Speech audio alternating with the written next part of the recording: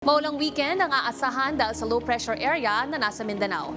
Tatawid ang LPA pagsapit ng linggo kaya't uulanin ang Central at Southern Luzon kabilang po dyan ang Calabarzon, Mimaropa Provinces, Bicol Region, malaking bahagi rin ng Visayas at ang Caraga Region. Maliit ang tsansa nitong maging bagyo habang nasa kalupaan pero pwedeng lumakas yan pag nasa West Philippine Sea area na ang LPA this coming week. Silipin naman natin ang Metro Cities forecast. Dito po sa Metro Manila, makararanas po tayo ng thunderstorms.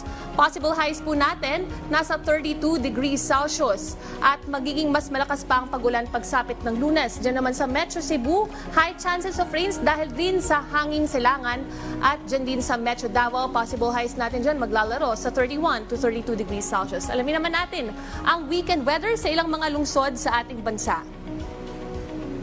Dito sa Baguio City, minimum lows natin nasa 17 to 18 degrees Celsius. Makararanas po tayo ng thunderstorm sa Palawan. Dulot naman yan ng easterly winds.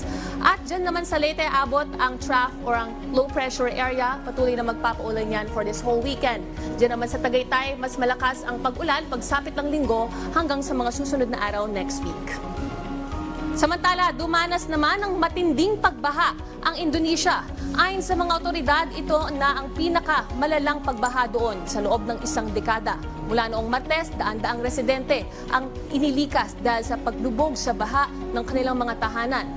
Sinara rin ng ilang kalsada dahil sa landslides at 2 tulay ang naiulat na nasira. Sa ngayon, hindi bababa sa 14 na tao sa Bali sa Indonesia ang nasawi, habang 2 individual ang nawawala at 8 ang nasawi sa Denpasar.